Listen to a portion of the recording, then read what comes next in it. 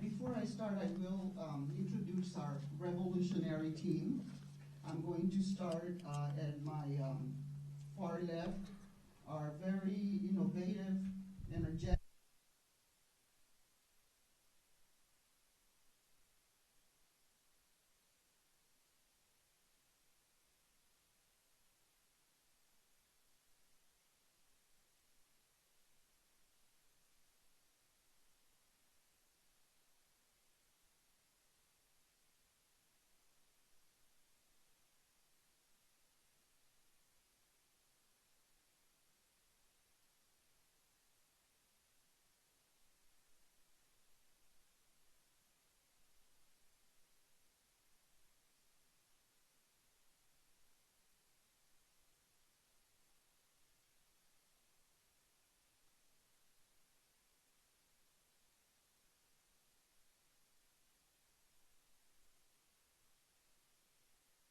high school district. That to us, who have been in La Causa, La Lucha for many years, it was a common sense decision. It was a decision that made a lot of sense. But yet, it was a decision that was a historical decision. There is no other school district in the state. I don't know of any national districts, but at the state level that offers that will require an ethnic studies curriculum for high school graduation. We didn't realize the impact that our decision was going to have, because again, for us who are educators wanting to do what's best for children, it was the right thing to do. Until the LA Times wrote an article, and we heard from people all over the United States. The majority of the people applauded our decision. Our decision was covered in every state and national newspaper. It went on television, and we're sitting there saying, but this is common sense. There were other of those who felt that we were anti-American, that we are racist, that we don't care for children. But you know, when we have been fighting for what's right and social justice, those voices we don't hear, we care not to hear, because there are people who are afraid of people coming together, people offering what's best for this our America. You know, so we decided that we are not only going to offer ethnic studies as a requirement, but that's only the start of empowering our students, of hearing their voices. You know, it's you know, people wonder, and there's a lot of studies that have been conducted on why the reasons that children of color do not succeed in education. It doesn't take a genius to know that when you deny children the right to bring themselves into the schools, their complete self, that when you deny them their language, that when you deny them their culture, that when you deny them a sense of being, how can you expect people to come and perform when you're basically saying you are invisible in our schools? You have no voice in our schools. You know, when you deny their history, imagine a history where our children could have been taught that Joaquin Murrieta was a Mexicano who came here, who had worked hard for his land, who owned a mine, his land was taken away, his wife was raped, his brother-in-law was hung on a near tree. Why is it that our children do not know that history? We don't want our children to know the history so that they can separate themselves. We want our children to know the history so that those mistakes cannot be committed again. So that we can have the power to say, ya no más, aquí se para. We have, you know, our schools should be environments of intellectual growth. We talk in schools about having a community of learners, but we don't define what that looks like. At El Rancho, we are defining what that looks like. We are transforming our schools. We talk about schools, with a common core and a new driving education when we talk about preparing our students for the 21st century to take their place in a global society. How can we get there if our children don't understand what a global society looks like? How can we get there if our children are taught to be suspicious of other cultures, to see other cultures as a threat, to say that speaking Spanish is not good, that teaching classes that teach children how to be proud of who they are and where they come from should be banned from schools, that books that have written that have their narratives are banned from schools. And I as a researcher, as an educator, I analyze why is it that these things are happening? And I think the reason these things are happening is because there has been a narrative in schools, in our textbooks, that has told a one perspective, one side. So if we are teaching our children to be critical thinkers, we have to be able to teach them how to look at different perspectives. We need to have them bring their stories to campus. We cannot say we value them and their families when we have parents who don't speak English in meetings and we don't translate for them. When we don't get them involved in the governance of school, in what's going on campus. So the transformation of our school is something that we are serious about. I know there's many of you here who for years have been fighting for equal rights, for La Causa, we need to continue fighting.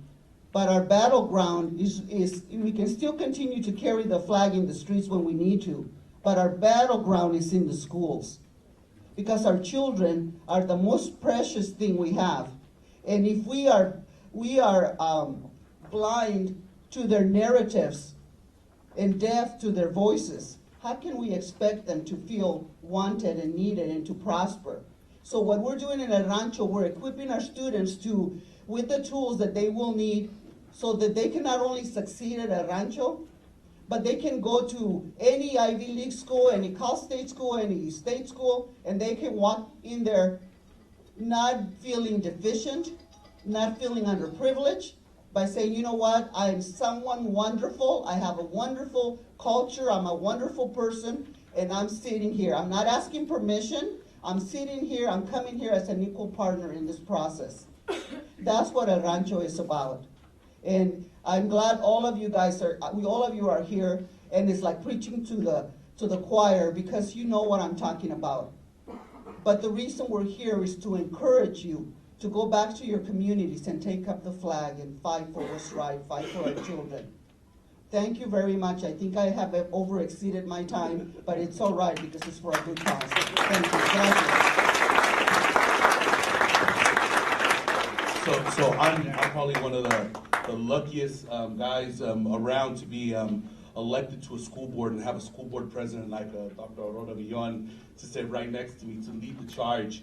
And I think Dr. Villon made a very important point that for us it is common sense. Cultural diversity is common sense because that's what we live with. That's what we see around us. That's what we I don't want to say deal with, but that's what we live with every single day. And so it makes common sense to us. It might not make common sense to others, but it sure does to us. So, I mean, I'm here to basically say that it's really important that we look at ethnic studies, not just Chicano studies, not just Latin American studies, but truly ethnic studies, where we learn about yourselves and others as well, and then we build on this movement. I think that the attacks on the ethnic studies programs in Arizona served as a catalyst, as a reminder that, hey, wait a minute, this is an issue that we've been fighting for a while, but kind of took a back burner because of issues of immigration, other issues that became really important, especially to the Latino community, issues of healthcare, issues of environmental justice, etc. But I think it's time, it was a reminder that say, hey, wait a minute, we got to look back at education one more time. Christine Sleeter did a research study that looked at the social and academic value of ethnic studies. And her research was very specific.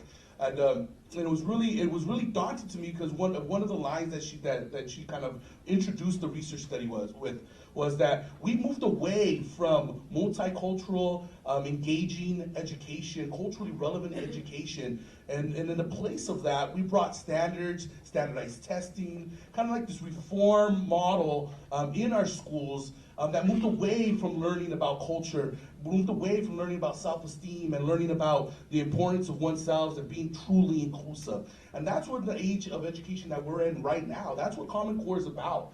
That's what standardized testing is all about, to humanize our youth.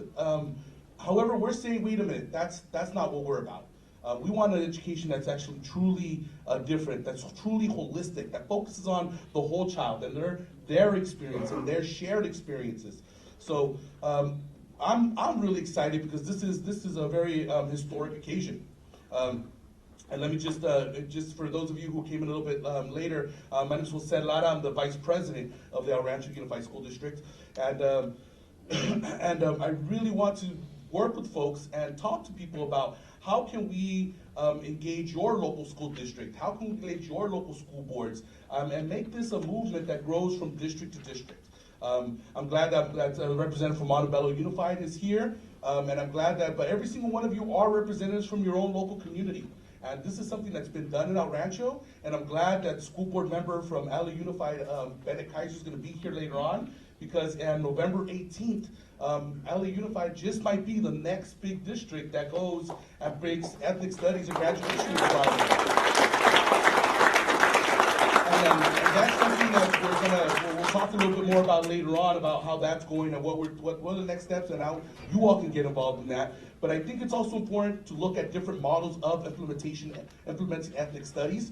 And El Rancho, we're developing, and it's not perfect. It's not the only way to do it, but it is one way that we're doing it. And we're welcome anybody to come into our district, to work with our district, to partner with our district, to look at how we can really build this body of knowledge. So let me pass it over to my superintendent, my wonderful superintendent, and I'm really grateful for his leadership, Mr. Galindo. Thank you very much. Again, my name is Martin Galindo. I'm the superintendent for the Rancho Unified School District. I can only tell you how exciting it is to be a superintendent in the Rancho Unified School District, leading the way really in California with an amazing school board. And one of the things that I've always believed in, and I still believe in, and El Rancho is very much an example of that. It's the concept of teamwork. I'm a real big believer in having a team, forming a team, having that team come together, coalesce, the fighting, whatever you have to do to get there to become that team. And in the El Rancho Unified School District, the school board has become that team. And when a team comes together, that's when you're able to do things like this. And really, what I would like to go back to very quickly, or just kind of put in there, because that is part of who we are as a district. So let me just do that if I can here. 1 second, there we go. This is who we are. This is our mission. And mission and visions can sometimes get lost. But in the Rancho Unified School District, this is what came from our Board of Education.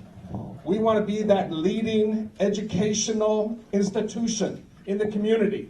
And many times I think as school districts, we don't take the opportunity to uplead the community. We wait for others. Well, in the Rancho Unified School District, we did not wait. We did not wait for a law. We did not wait for someone to tell us, hey, you have to do this. We said, this is important to us. The board said, this is the direction we want to go.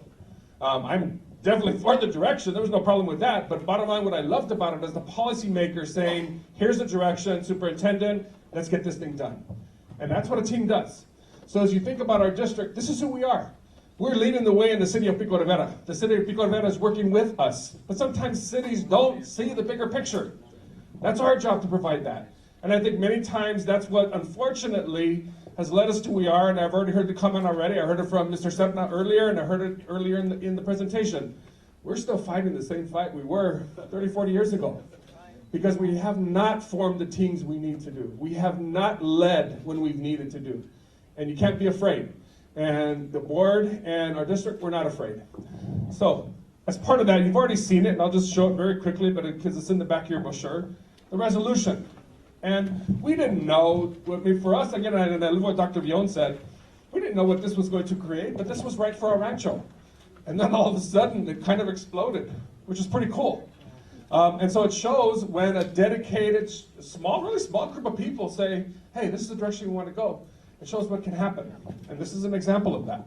I don't know if any of the board members or Nancy would like to talk to that point, or if I just want me to keep on going, because I think that's what makes something very powerful, and that's what's happened in our district.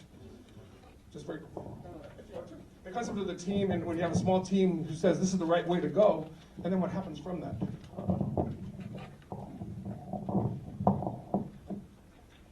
Well, talking about the team, when the state of California decided that they were going to give school districts local control, we took it seriously. We decided that, we know there's a bill in Sacramento that wants to somehow integrate ethnic studies in the curriculum. But wait a minute, local control means local control. And local control means we are going to run the show the way we feel is best for kids. Yeah. We are not, one of the things about education, and I have been an educator for 35 years. One of the things in education is that we're really good about waiting for mandates. We always think, okay, what is the next standardized test coming? What do we have to do? How do we prepare? When is, it went from No Child Left Behind to all kinds of different philosophies of education. So when we heard local control, it says, you know what? We are no longer going to wait for mandates.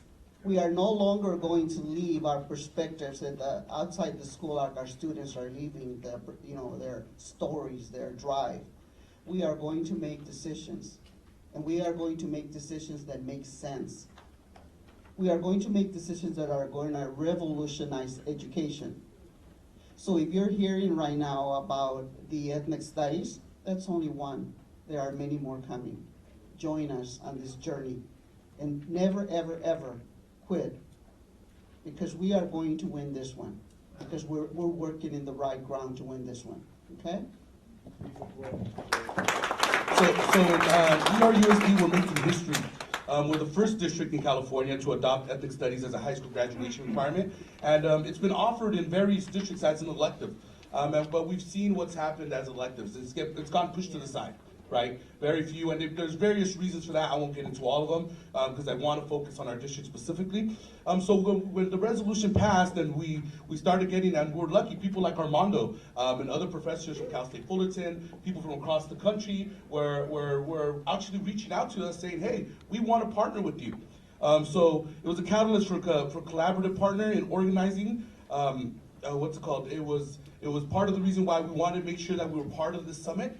Because we wanted to actually create a model and create something that actually could influence other districts as well. So when we passed this resolution, it wasn't just for our district and our kids, but we said, you know what, this is something that's good for other districts and other kids. So we wanted to make sure that we were part of this summit and talk about our experiences in El Rancho. And to Mr. Galindo's point a little bit earlier, it's not going to happen in any district, to be very honest with you, without a strong team. Without a strong team of school board members, leadership that we got from our board president, Dr. Villon, and the staff, and quite frankly, the staffing and the buy-in that we're getting from our teachers, and our teachers who are getting excited. And I think that's up in the next couple slides, right? Yeah, about our teachers that said, hey, wait a minute, we want part of this too. We want to build some new classes. And so I'll let Mr. Galindo talk a little more about that. Sure. I'll just mention just a little bit, and that's the idea of when we engage our teachers, and we'll talk about, it's really the collaboration, but it goes back to the concept of the team. The team, that's where it starts here, collaboration here. The school board and the superintendent model for others what really the work should be about.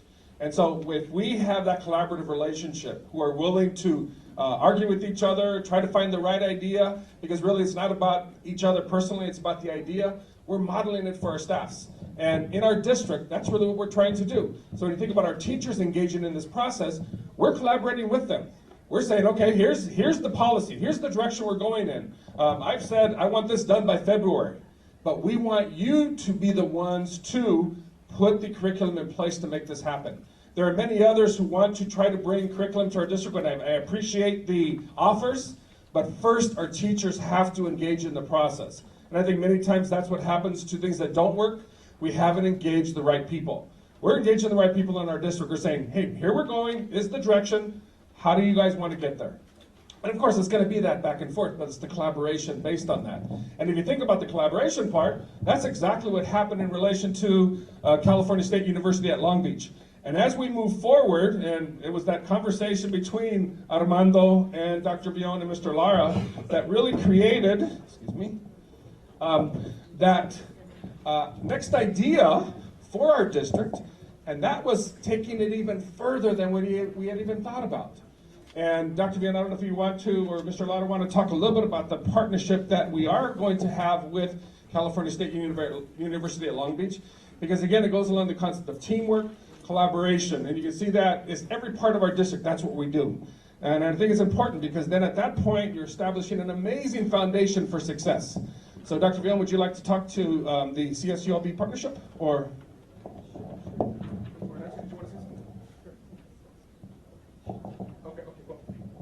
Well, when, you know, as I shared with you, when the resolution passed and we got the media coverage, soon after that, we heard from radio stations, television stations, people who wanted to interview us, and we heard from our great Armando, Professor Armando Vasquez Ramos. He called out, "Ora, do you guys know that you made history?"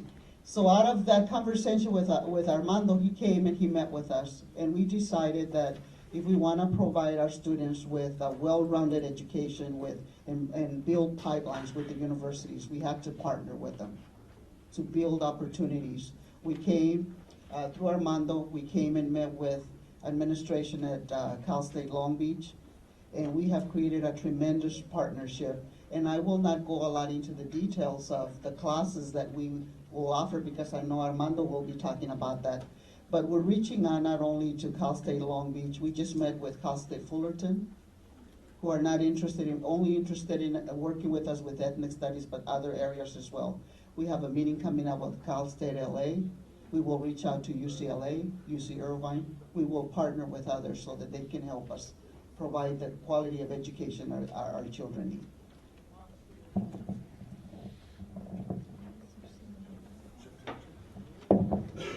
Good morning, everyone. Buenos dias. My name is Nancy Nasuf. I'm the brand new college and career counselor at Rancho High School, so I'm excited to be here.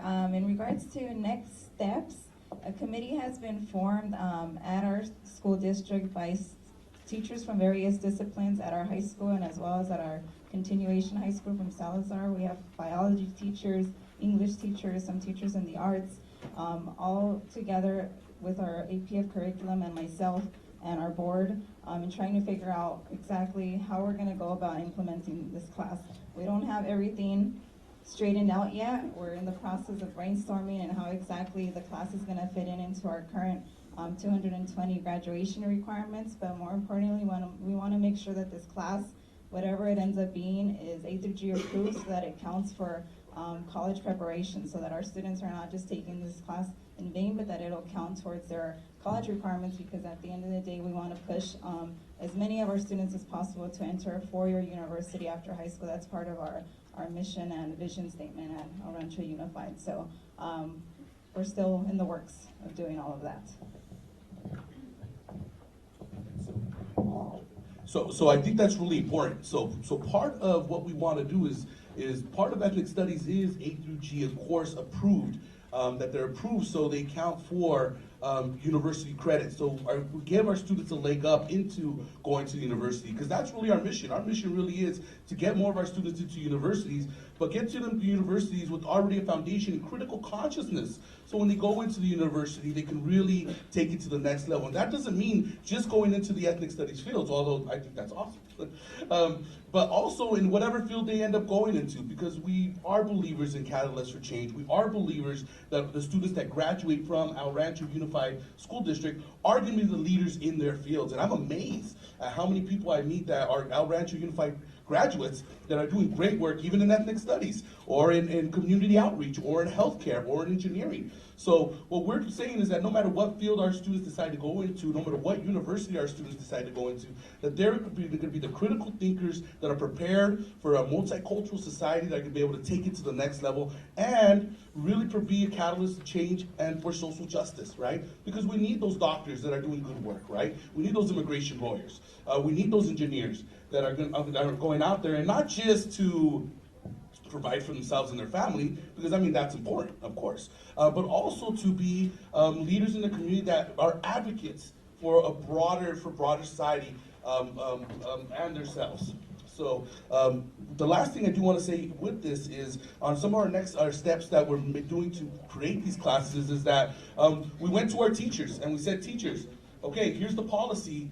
How are we going to do this the El Rancho way? Because it's going to look different in different areas. It's not going to look the same in every single area. So, and we wanted to play on our teachers' strengths, right? What were their backgrounds in? What are their strengths? So some of our teachers said, you know what? When I was in college, I took a multicultural literature class. And I would love to give my students those same experiences. We have a great art teacher and that came out and said, hey, you know what? I would love to teach a Chicano art class. I mean, wow, phenomenal. Okay, well, let's look at that. Let's build those classes, building on the strengths that our teachers have. And so that's where we're at right now. We have a committee of teachers that are looking at building the specific classes that we're going to be offering our students. And it's not just Mexican American heritage, but we want to offer a wider range of classes as well.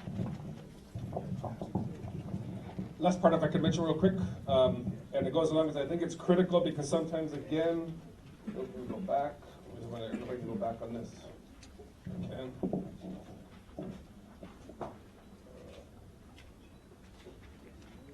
Okay. There it is. Because this is the how. This is the how of the work. Many times there are wonderful ideas that come forward and they fizzle.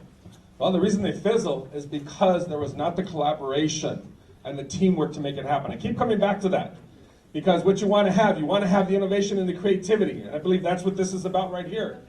But in order to make the work happen, it's going to have to be working with people who disagree and who agree. We have teachers who are like, what are you doing? You're going to change what we're doing. We're covering this. What are you doing? And you had others who had said, no, it's about time. Well, you got to listen to all voices. But bottom line, at the end of the day, we're moving in this direction. But if we don't take into account all voices in this process, it's going to fizzle. We're not going to let that fizzle. This to me is critical. It does describe our work within our district. It is not easy work, but it's the right work. And it's the right work that's going to get results. So I encourage you, as you move down this path, those of you who are considering that, do not put aside voices who say they disagree with something. Engage them. Because out of that engagement, it's gonna have our ideas become that much better. So with that, I would just say, this is how it's going to happen. We already know the direction we're going to go. We already know what we're going to provide for our students. And I can tell you that this is a work in progress, but it's a real work in progress. Okay.